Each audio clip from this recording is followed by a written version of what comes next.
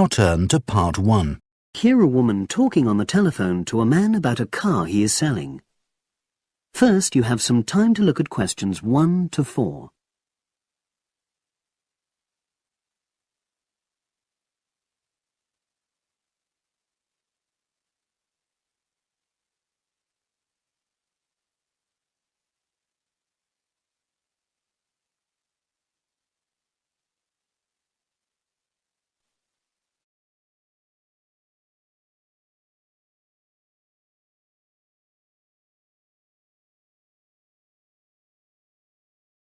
Now we shall begin. You should answer the questions as you listen, because you will not hear the recording a second time. Listen carefully and answer questions 1 to 4.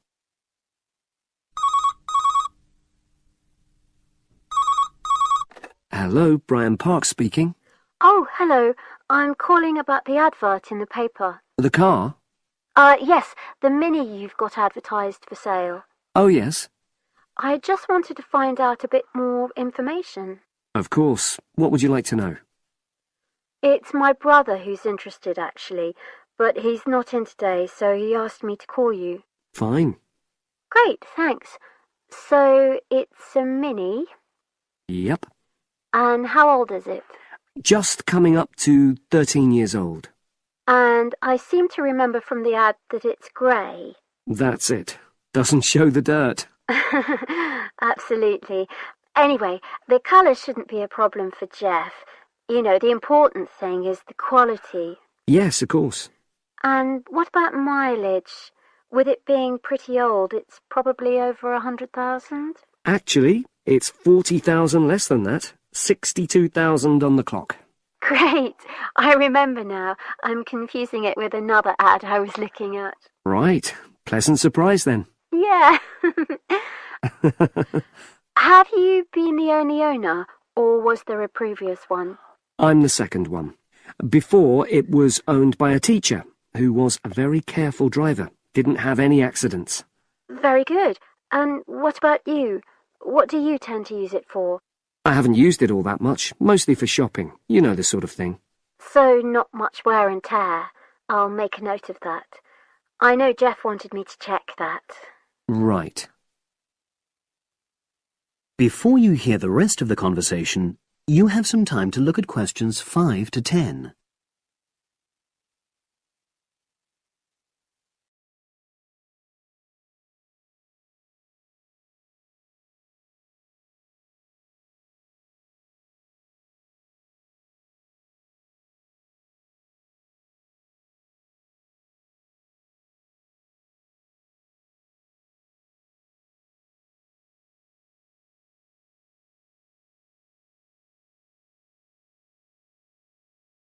Now listen and answer questions 5 to 10. Now, about the price, I see you've got it down as £1,250. I'm not sure Jeff will be able to come up with that amount. In the ad, I did say 1,250 or nearest offer. So would you be prepared to go down to 1,000? That's really too low, I'm afraid. 1,100? I might be able to go to that. OK, I'll make a note of that. What about tax? Is it due soon? Got another 5 months before it's due. Oh, that's a real plus, yes. I'll make a note of that. OK. Now, you say it's in good condition. For its age, I'd say yes, definitely. It's just been serviced and there were no major problems. Major? I'd be able to show you the service report. The only thing is, you'd have to get a new tyre in the near future. Though it's still okay, you know. It's certainly absolutely safe at the moment. OK, fair enough. Yes, I understand. And the garage also mentioned that one headlight could probably do with replacing. They think there's a fault there, you know, intermittent... Well, we'd obviously look at all the documents, but that sounds very straightforward. Of course. I've got all the service documents up to date, and you can look at those. Well, it all sounds pretty good, and I know my brother will be interested, so would it be possible for him to see the car? He's back from his trip tomorrow, and away tonight, so How about tomorrow? Tomorrow? Wednesday? I'm afraid that's not possible. I'm out pretty much all day. Well, Thursday then? That'd be fine, yeah. In the morning? Yes, that'd suit me perfectly. Great. Now, you'll need my address. Oh, yes, of course. What is it? It's number 238. 238? London Road. Oh, that's easy enough. Yes, very straightforward. So I'll pass on these notes to Jeff, and he'll see you in a couple. That is the end of section 1. You now have half a minute to check your answers.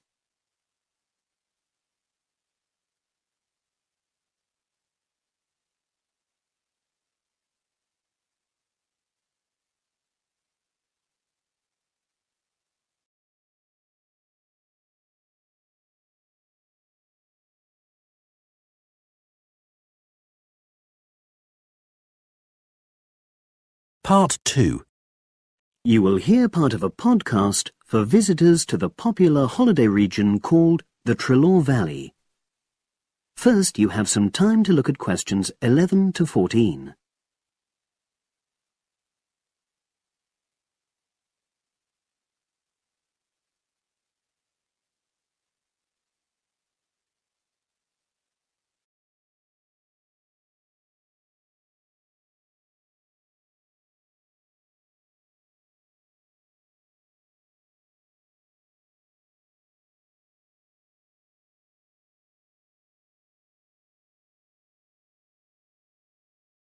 Now listen and answer questions 11 to 14. The valley and estuary of the River Trelaw forms an unspoiled, beautiful landscape, rich in both wildlife and sites of historic interest. There are many ways to explore the area, and public transport links are good. It is possible to leave your car behind and travel by boat, train, or bus, with just short walks in between stops. The Trelaw Valley Passenger Ferry runs between villages along the river estuary and provides a link with a train station at Barry, which is about 10 minutes' walk from the riverside village of Calton. In the past, the river was the main form of transport in the area, and as in the past, today's ferry service operates according to nature. The river estuary is tidal, and so the ferry timetable differs from day to day, according to the times and height of the tide. The ferry is also seasonal, normally running between April and September, depending on the weather. A timetable for the whole year can be downloaded from the internet by visiting www.trelawferry.co.uk. If you just want to sit and relax and enjoy the lovely scenery, you can take a river cruise to Calton and back from the nearby city of Plymouth. In the past, steamships brought early tourists along the same route. Queen Victoria and her family enjoyed such a trip in 1856. The journey is quicker these days. The round trip takes between 4 and 5 hours, depending on tides and weather. If you prefer, you can travel upriver by boat and return to Plymouth by train. All cruise boats and trains have wheelchair access. For more information and for departure times, ring Plymouth Boat Cruises on 017-528-23104. Trains run several times a day throughout the year between Calton and Plymouth, with various stops in between. They are used by both local commuters and tourists who want to enjoy the beautiful scenery. The highlight of the journey is crossing the river on the stunning viaduct, which was built at the beginning of the 20th century and towers 120 feet over the water. It is unnecessary to book, and tickets can be bought on the train. For information about fares and timetables, contact National Rail Enquiries by phone or online. The bus service in the Trelaw Valley now connects all train stations and villages in the area. Especially for holidaymakers, there's a rover ticket which can be used at weekends and on national holidays and allows unlimited journeys on those days. The rover ticket provides great value for money and is now even cheaper than it was last year. An adult ticket costs £5.50 a day. Senior citizens can travel for £4.50, and a family ticket for up to 5 people costs just £12. Tickets can be bought on the bus. Now you have some time to look at questions 15 to 20.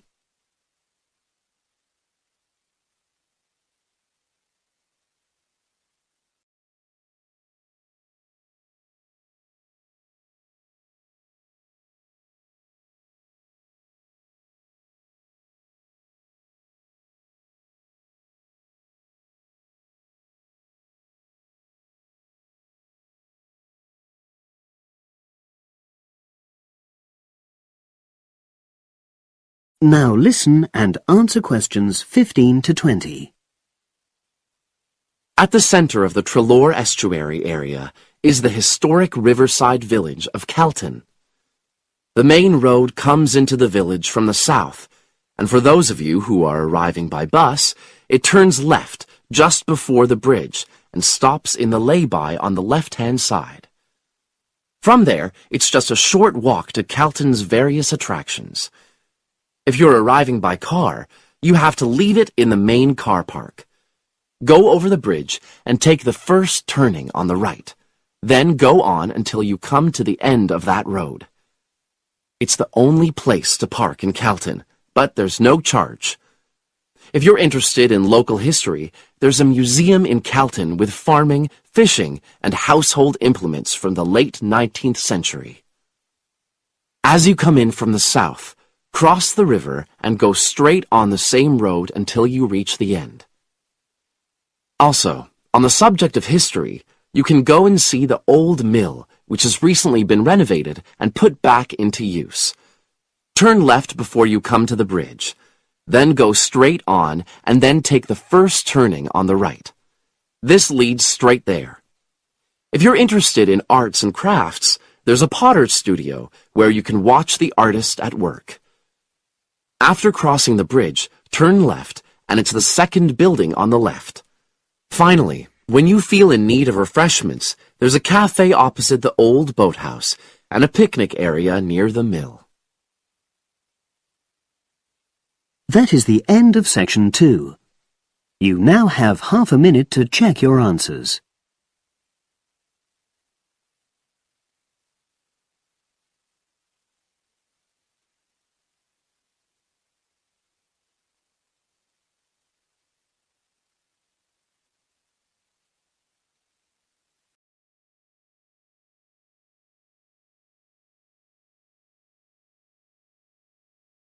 Part 3. You will hear 2 students talking to their tutor about a geography trip. First, you have some time to look at questions 21 to 26.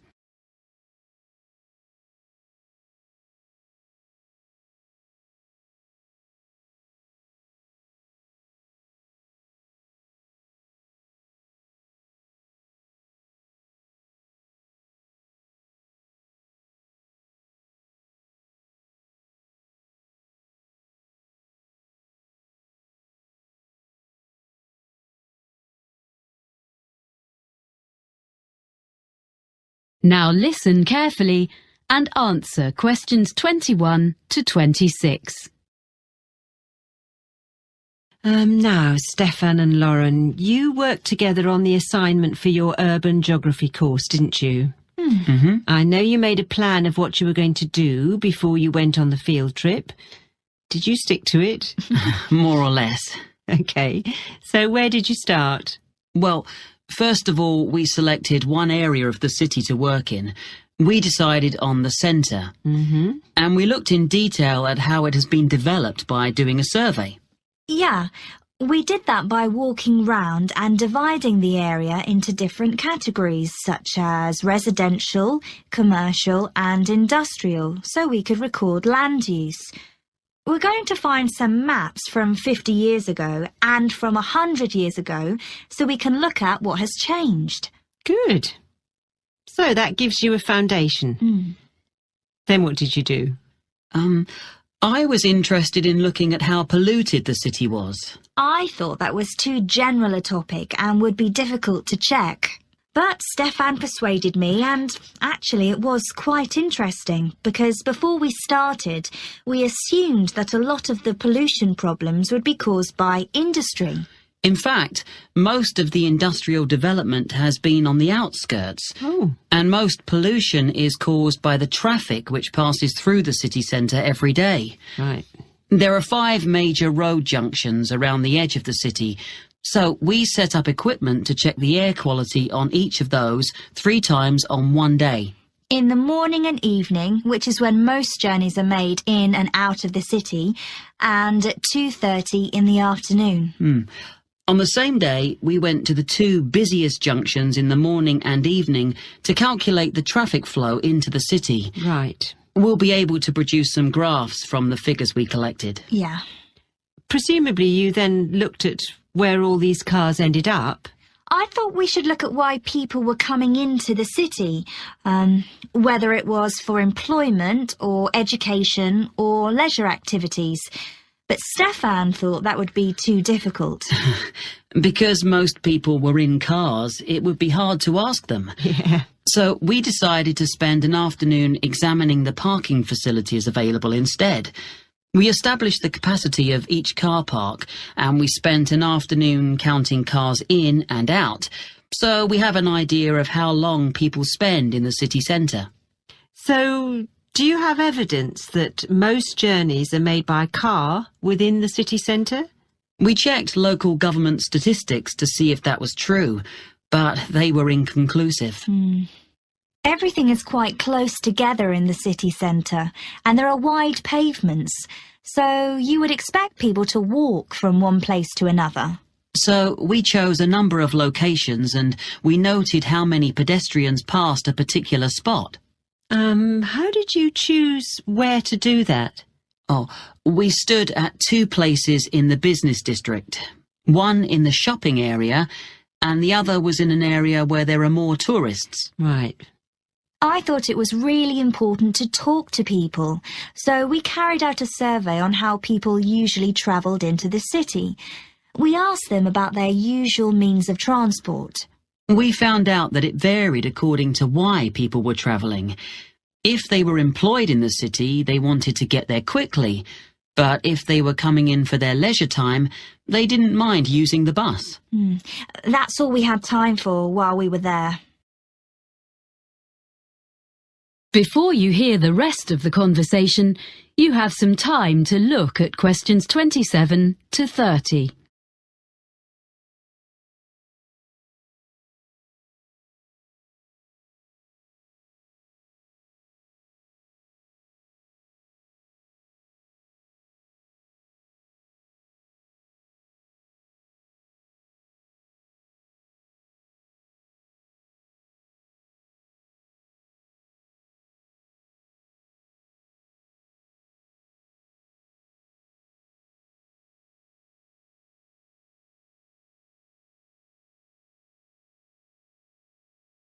Now listen and answer questions 27 to 30.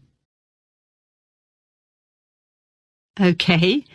So, shall we talk about what you're going to do next and how you're going to divide the tasks up? How are you going to present the data you've got? Well, some of the information can be presented as graphs or maps. I'm quite good at the software. You'd better do that then, Lauren. I'll help you check all the statistics before you start. OK. It's good to present as much as you can visually. Is there anything else you can use as visuals? We've got a lot of photographs which we can go through. We both took them, so some will be duplicated. It's going to take ages to go through them all. Maybe one of us should just choose some. It's better if you collaborate. That way you'll end up with the best of what you've got. That's fine. We'll do that. And when the graphs and maps are done, you'll need to write a report, an analysis of the data. Will you do that together? I think that should be my responsibility if we're going to share the work out evenly. I can use some of Lauren's notes as well as my own. OK. And finally, you'll be presenting your project to the rest of the group in a couple of weeks' time. We thought it'd be better for Stefan to do that, as he's got more experience at that kind of thing. I would prefer to have input from both of you, as I have to do an assessment. Oh. We'll take turns then. We'll divide it into sections and talk about a few things each. Good. You'll find it easier, Lauren, than doing a presentation on your own. Well, if you need to ask me any more questions while you're working on this, email me. I look forward to seeing what you produce. Thanks. That is the end of section 3. You now have half a minute to check your answers.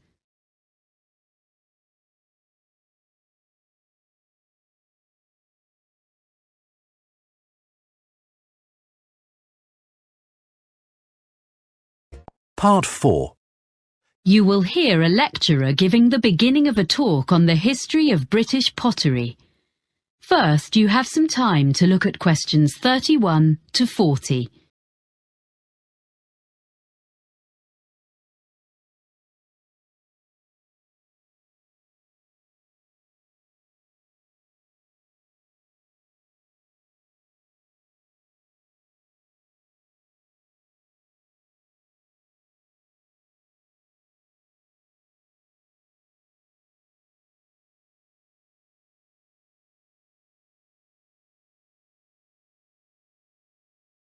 Now listen carefully and answer questions 31 to 40. Thank you for coming to this series of talks. Before I talk in detail about the experiments and innovations of the British ceramicists, I'd like to give you a summary of the social and manufacturing background in which they lived and worked. So, we're talking about England, or more specifically, the region known as the Midlands, and we need to go back mainly to the 18th century and briefly even earlier to put it in a global context. Now, at that period, the majority of the population, whatever their station in life, as you might say, were dependent for their living, in one way or another, not on the geographical location of where they lived, but on the physical characteristics of the actual land they lived on. This is true whether we're talking about the aristocracy, the owners of great estates who incidentally had no snobbery about the concept of making money from all the reserves of coal or timber or stone on their rolling acres, or the farmers making a fat living from the rich soils. And besides these groups, and the less affluent ones, the deposits of iron ore and lead, the limestone and flint, and the brown and yellow clays also sustained the numerous industries in the area. It's important to recognise that it was already an industrial region and had been so for centuries. There were many Midland trades, some of them indigenous, some of them not. For example, there were immigrants from France who came as early as the late 16th century, and they were producers of glass. A century later, there is plenty of evidence that the variety of trades was enormous. There was brewing in Burton-on-Trent, silk weaving and ribbon making near Coventry, framework knitting around Nottingham, and of course in Cheshire men dug the salt, as we still do nowadays even, which in that era was sent downriver to the estuary of the Mersey.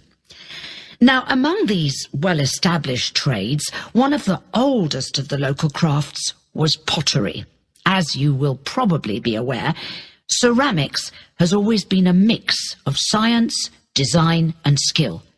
And a good potter is, in a sense, an experimental chemist, trying out new mixes and glazes and needing to be alert to the impact of changes of temperature on different types of clay.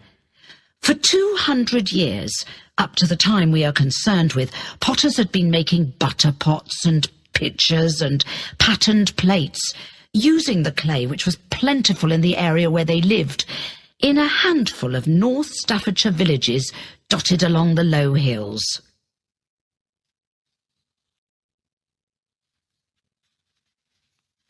Now I want to explain a little about the industrial processes which had preceded the great breakthrough in Germany in 1708. That's when the formula for porcelain was discovered, a secret that had been held in China for 1,000 years. In the Midlands, in England as elsewhere, there had basically been two kinds of pottery. The first is still known as earthenware. Now, this was a bit rough and ready, but it was deservedly popular for several reasons. To start with, it was relatively cheap, so it could be used by most households. This was because it could be made from local clay without any complicated processing or added materials. From the potter's point of view, there was another reason for its cheapness. This was that it could be fired in simple ovens or kilns and at relatively low temperatures, so he didn't have to spend so much money on fuel to achieve the necessary heat. On the other hand, after one firing in the kiln, the problem with earthenware was that it remained porous, so had limited usefulness. So for most purposes, it had to go back in the kiln for a second firing before it became waterproof. And another thing was that it was extremely breakable. I mean, before it had even been sold. I suppose the potter wouldn't have minded so much if people just had to keep coming back for more every time they broke a jug or whatever. But it was very inconvenient because it meant there was a lot of wastage in the course of the manufacturing process. Anyway, for all these reasons, if people could afford it, and that would be all but the very poor, they would buy stoneware, a much tougher product. Now, for this, the potter used a slightly more expensive raw material, which was made by combining clay and flint, and this mixture was fired at a far higher heat, with the result that the ingredients vitrified. That is to say, in effect, the whole thing became glassy. And because of this, it was non-porous, and naturally this was regarded as a great advance. Well, that's the situation in the 18th century. Are there any questions at this stage? OK, so now we can go on to look at the age of innovation. That is the end of Part 4. You now have 30 seconds to check your answers to Part 4.